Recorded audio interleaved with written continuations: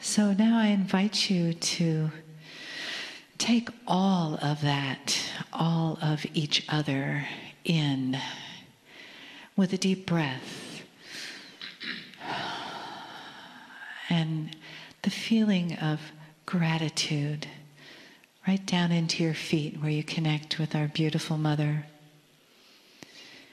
And let that energy of Gaia, of Mother Earth, slowly and gently pulsate up through your feet into your body, like you're receiving the heartbeat of Mother Earth through your feet, a gentle, soft, and constant, beautiful pulsation. And inhale that a little more deeply into your heart center. And as you exhale, let your crown chakra open up so that you gently connect with the spirit and divine nature of all, the one that's present with us now.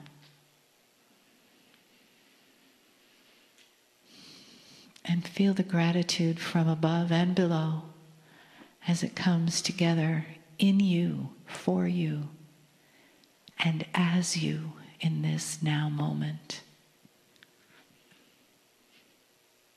And how blessed and how special this day has been. These teachings, this wisdom, this guidance, and the many, many blessings that will continue to unfold as your days unfold. The teachings will continue to resonate with you, and synchronicities will open up for you. And you will remember.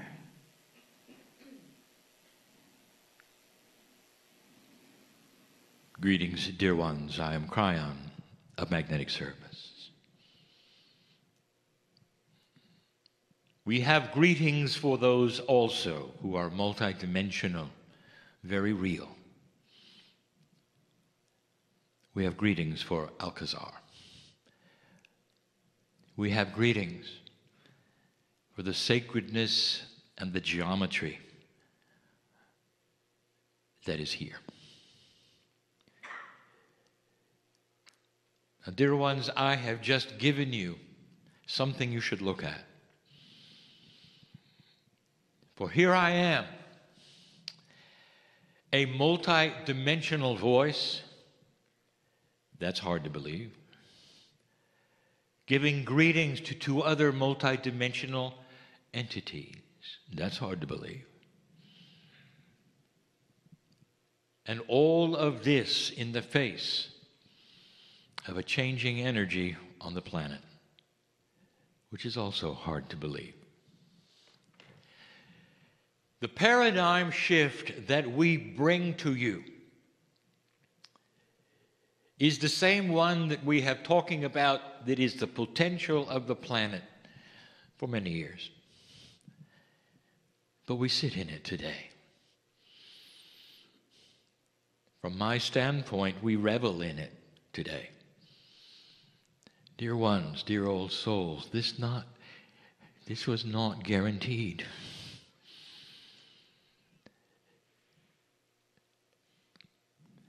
I want you to get used to the fact that this planet and consciousness and life itself is going through a real physical transition. The transition that you may think it's going through is that which you believe as an esoteric believer. It's very, very easy for one who has spent many years in esoteric belief to see, feel, sense energy shift. And so many of you are aware. However, you're used to this. You're also sensitive to what I will call some kinds of multidimensional things. Some of you will see the energy. You will be aware of the aura. But I'm talking about the earth.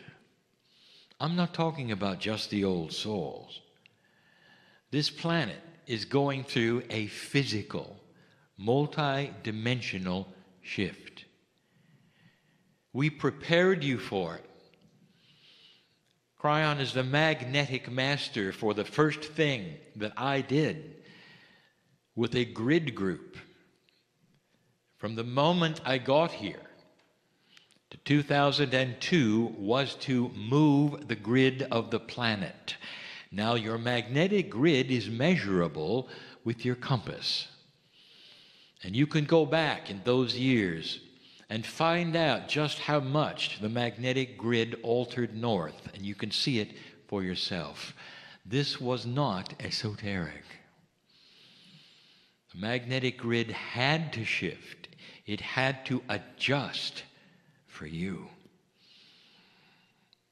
It is difficult for me to even begin to talk to you about what another dimensional shift might bring you. We have told you that you've never had one before, ever. You have lived in an energy, literally, that had one kind of paradigm that never moved. It has become then your staple, the way things are, human nature. Everything is based around the reality you're in. As you begin to shift, consciousness will react. We told you that. We also gave you information about the actual area of space that your solar system is moving into. Astronomers are looking at coming out of the bubble. Go find this. You can. For all of existence of your life on the planet has been in some kind of a cosmic bubble, a protection of a kind of radiation that's coming. The radiation is not that which will affect you adversely. It's going to interface with the magnetic grid's new alignment and affect the DNA, creating an advancement in time, a fast track to your evolution. We told you that. You can go check whether it's coming or not. The whole entire planet is going to be subjected to a potential paradigm shift. Now, here's where it gets good. Potential. What do I mean? When I came to you 25 years ago, I said there was a potential shift coming based upon the probabilities of where you were and what you were doing. I say the same thing today. The snowball is rolling. It's hard to stop it from collecting more snow and getting bigger. That is the consciousness of the planet. A slow process that weeds out the dark and the light, that takes into account the reactions of all consciousness to the new energy. Imagine if you were invested in dark and evil. Imagine that for a moment. And imagine that this investment was fine as long as nothing changed. You could control what you're used to controlling. All of the darkness would still be yours. And suddenly, there's a little too much light. Something is starting to shift and change. What would you do? And the answer, you would go on a raging campaign of fear in order to keep things the way they were. Does this sound like something you might see? You see, the planet is changing. Not just old souls, not just light workers. If you want to know specifics, ask the indigenous. For their prophecies were all about now. Now, this is news we've been giving you for some time, but I've just compiled it into a few minutes. Dare I say, it's beautiful. The fact that it is happening at all is beautiful. You passed the marker, more than passed marker. You did it with flying colors. It wasn't even close. You didn't need a confrontation. You didn't need a war. You didn't need to reduce the population by millions of people in order to wake up. You did it by yourself. And when the precession of equinoxes arrived, the consciousness of the planet was actually higher than I predicted. And if you want to see that, you can go back and you can look at my first communication with you, which you call Kryon Book 1, where I gave you some of the potentials which included a mass death experience on the planet which may wake you up, and you didn't need it. You didn't need it.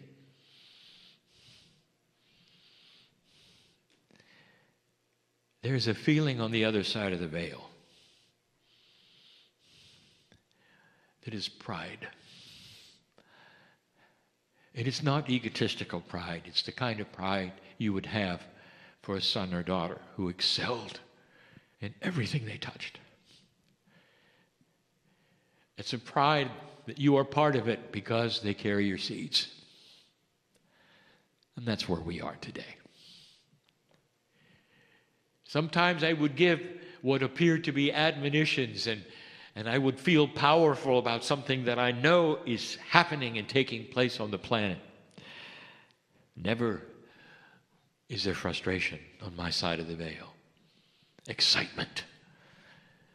Is it possible for God to be excited? And the answer is yes.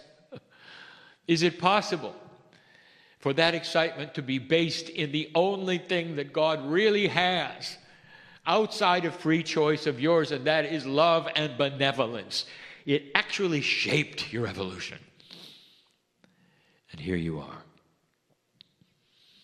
The road ahead is filled with free choice. It's yours. It always was. But there is a confluence of benevolent consciousness which is higher and larger than what we expected at this point in time. I just explained to you what's going on the planet and why your news looks like it does. I want to give you a parable. Every single parable we have given has been about woe. And if he wasn't mentioned in the parable, it was still about woe. Woe is not a man or a woman, but we call him a he. Just because of the language differences, it helps. Woe is a woe man. A genderless, it is you. Woe represents the human being. Parables are given because they are puzzles and mean other things. But human beings love stories. They relate to stories. And this one is about you and energy.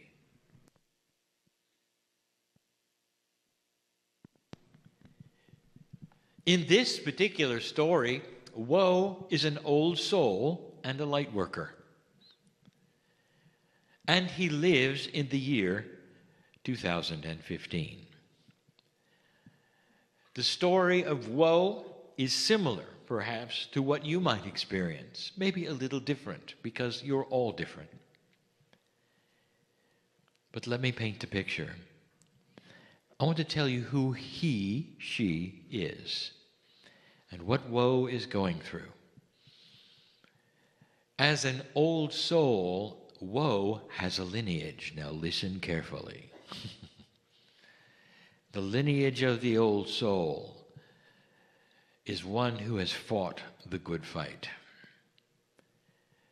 Because this planet, up to this point, has had a duality which was palatable. You could be an old soul and you could be a compassionate person, but it didn't go very far. Whatever light you had was often put out by the incredible amount of negativity and darkness on the planet. War after war, and you had to participate. Regardless of your wisdom, you're in the battlefield. Regardless of your wisdom, the biology of life affected you. Your wisdom had nothing to do with the fact that if you were a woman, you lost children. Sometimes along the way from A to B, just traveling to get away from somebody chasing you. Sometimes it was in birth, sometimes it was in disease, or worse. Woe carried that around, dear one. Do you relate to it? Fought the good fight. Negativity, frustration, drama, war, hate was always there. And it was there seemingly in every sector. Difficult, especially the old soul from the beginning of the seeding of humanity went through the phases where humans just never changed. Can you imagine what this has done to woe's countenance? For he comes into this planet and he remembers at some level it's time to fight again. At some level, the Akash of every single human being sets the stage of expectation. You come in ready to battle. Now that particular Akash creates in woe a feeling where he doesn't feel where he can do anything and make a difference.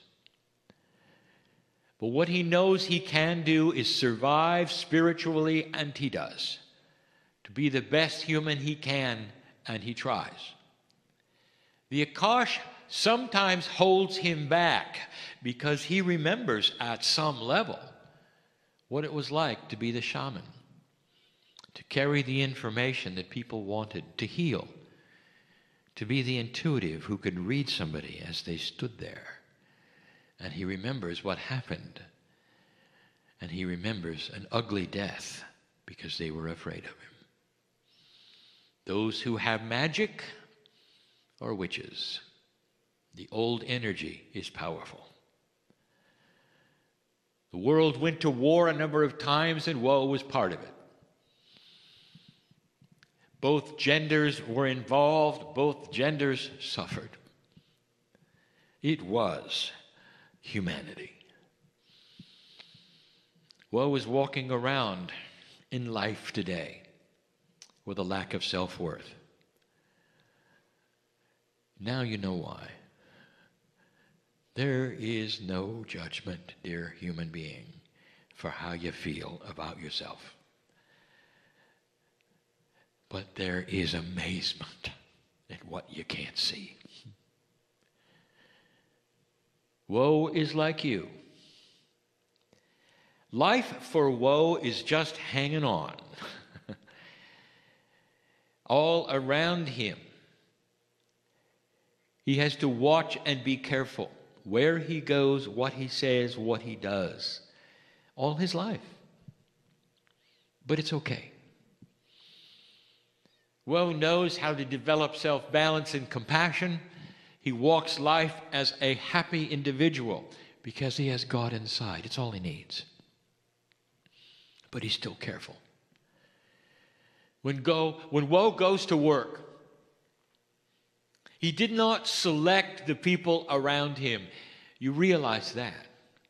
But you had to work with them. He had to work with them. There are those he likes more than others. There are those that are frustrating to him. Quite often, those who would be above him in a pay grade are the most frustrating. He tries to go around them, meaning, don't listen, don't be where they are. Sometimes it works, sometimes it doesn't. He holds it together but he hears the negativity that they have. He sees others around in distress because of it. Woe tries to cheer them up or battle the energy the best he can. He's used to it, you see. He's a light worker. Woe lives alone. Now, this is a trait of woe. He found himself living alone because it was easier. Because if he didn't, there was always drama and frustration. He had a cat. And to make things worse, the cat didn't like him. Imagine having an animal that you're compassionate about that doesn't really like you. You would come home and the cat would pout because he had gone. When it was time for the cat to eat, he knew it because the cat would come up and bite him. But Woe loved animals, and it was all the cat had.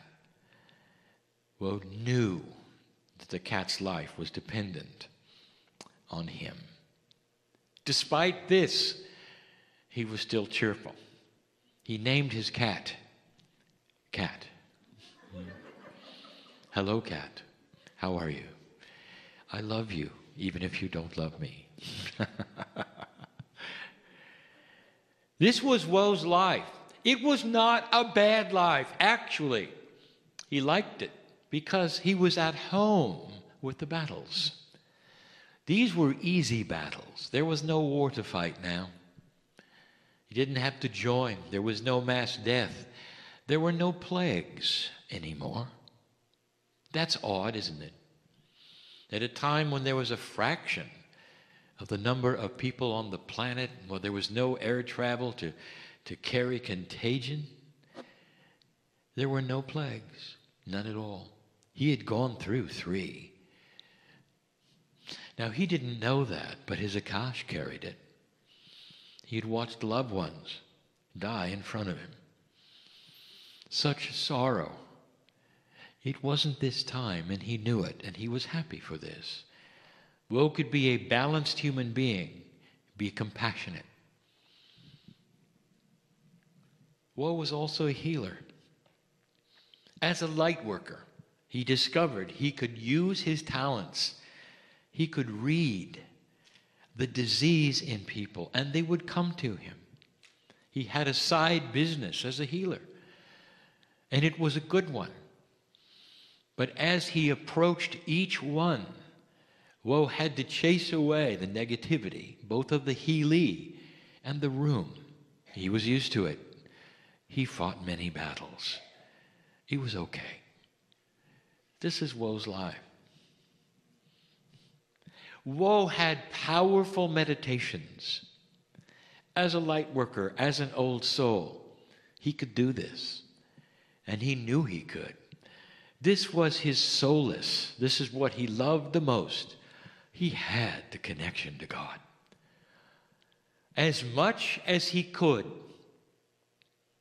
And would the biology allow him in the energy, he connected through the pineal to the higher self. And he loved it. Some of his meditations were actually close to visions because they were real and he could sense and see. He could smell and feel. He spent the amount of time in meditation that was perfect for Woe. He had heard stories that you should meditate a certain amount of time a day, and he realized this was not true for him. That each old soul had their own Akash, had their own uniqueness, had their own lessons, and their own ways, and had their own wisdom. He meditated only the amount of time that he needed to balance. But it's what happened in his meditation that I want to tell you about. For almost every single one of them for over 3 years had featured a door. A door. He saw the door metaphorically. He knew what it meant. It was an opportunity to move into something beyond the door. Very clear. But he could sense what was on the other side. There was something more for him. More than that, if he had the ability to open it and go through it, he knew he would never have to come back to where he was. Woe learned to talk to the door. And he knew that the door had a personality, an angelic ability, because it was multidimensional. It could give him information if he wanted. He thought perhaps that the door represented a final lifetime, perhaps even an appropriate death. When it was time, he would walk through it and never have to come back to the planet. He weighed all of these things in his mind.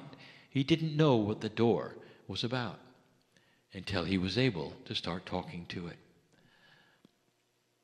In the vision, he was limited in what he could ask and the answers that could happen, because he knew that he was in a space that was sacred.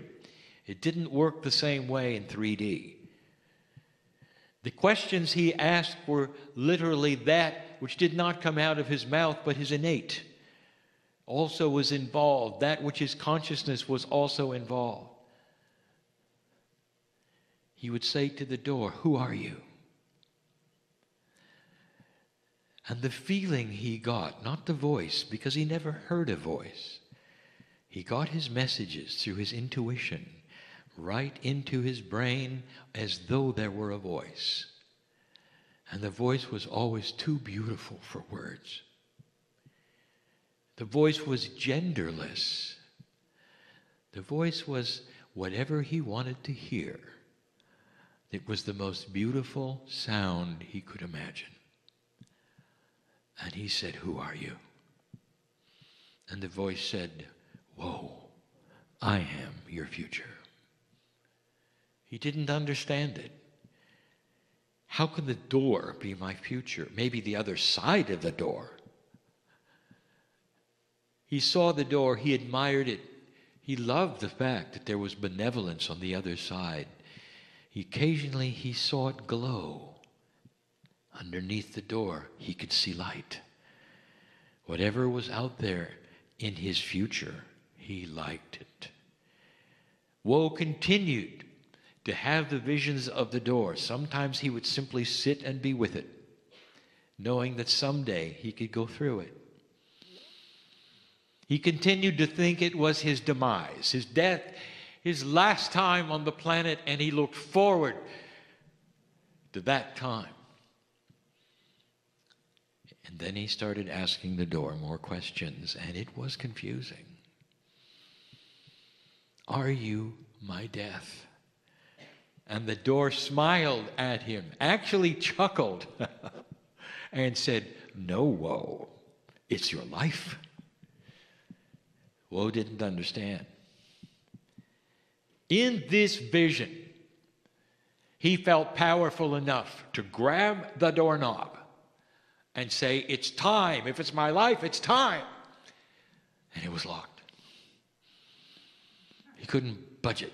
Nothing was happening. Nothing. He talked to the door. "I cannot open you." And the door said, "I know." He said to the door, "When can I go through?" And the door said, "Anytime you're ready." And Woe said, "I'm ready now." And the door said, "Come on in." He grasped the doorknob and it wouldn't budge. Pulled and pulled and pulled. This was a frustration. The visions were real. Woe knew who he was. As a light worker extraordinary, he had fought the battles. He knew he was wise in the ways of the world. And the door wouldn't budge. He talked to the door. "What am I doing wrong?" And the door started talking to him. "Woe, come closer. I didn't say open the door. I said, come through the door. And Woe started to realize what the door was telling him. He had to drop his 3D reality and walk through matter. And he did. Woe literally walked through the door. And in that instant, he got it. Nothing he had ever learned in the old energy was going to work. You can pull on the door. It'll never open. Let me tell you what Woe discovered on the other side, because it shocked him. He wasn't in another world. He was in his world, in another dimension. A dimension that was not anything he could count or describe, but one where suddenly his self-worth was skyrocketing. To a degree where the akash that he had had dropped away. It was simply gone because the old energy has nothing to do with who he is today. Woe was becoming slightly multidimensional. He went to work and he looked at his boss, the source of frustration, the one he wanted to run from so he didn't get any bad instructions. And all he saw was a human that he was compassionate about. He wondered about that person's life. He felt sorry that they were frustrated and in drama and egotistical. And what he did next would shock and surprise you. He wanted to be closer to the boss, because he found that nothing the boss did bothered him at all. He could sit and listen to the things that used to frustrate him and put his stomach in knots, and he wasn't affected. I want to tell you what happened eventually, so you'll understand the dynamic. You see, his boss did not get the reaction he used to. No one was fearful in that body of Woe anymore. In fact, eventually, the boss asked Woe what the change was, because he liked it. Woe's dimensionality had affected somebody else who was not even interested in changing dimensions. This is a process you're not used to. Everywhere Woe started to walk, things became easier.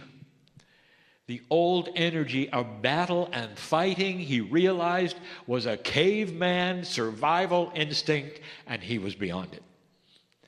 He didn't meet darkness where he went because it ran from him. Woe carried a light that was so impressively bright, metaphorically, to that which is darkness, hatred, frustration, and drama, that it literally left the building when he arrived.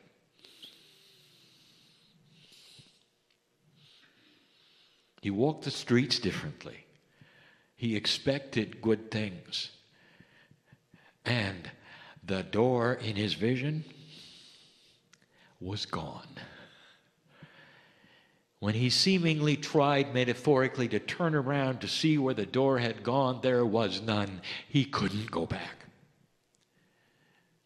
He couldn't go back. Woe went home, and there was Cat. Cat took one look at Woe and rubbed against his leg. He started purring. That's all it took, dear ones. The animals know first. Then even the plants and the rocks.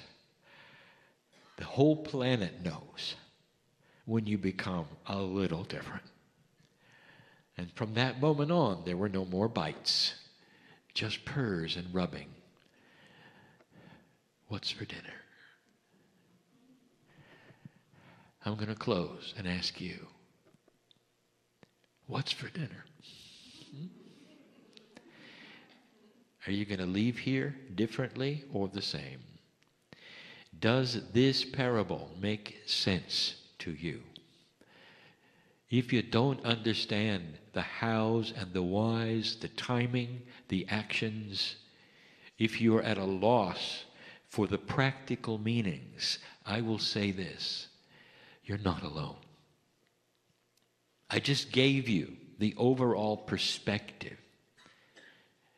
In order to go through the door, every single one of you will have a different kind of way.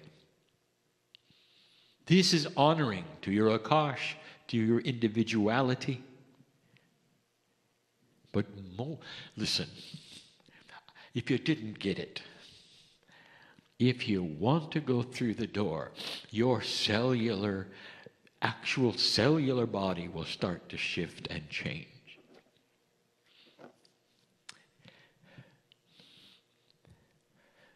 You want to heal yourself? Is it time? Go through the door. Because we want you to stay, and we don't want you to stay in distress. This energy is not cooperating with your consciousness. Have you got it yet? And that's why some of the things are happening to you that are happening to you. You're not supposed to stick around in this energy the way you are. It's time to vibrate higher. Go through the door. What's for dinner? I am in love with humanity for what you're about to do. That's you. I know you. And so it is.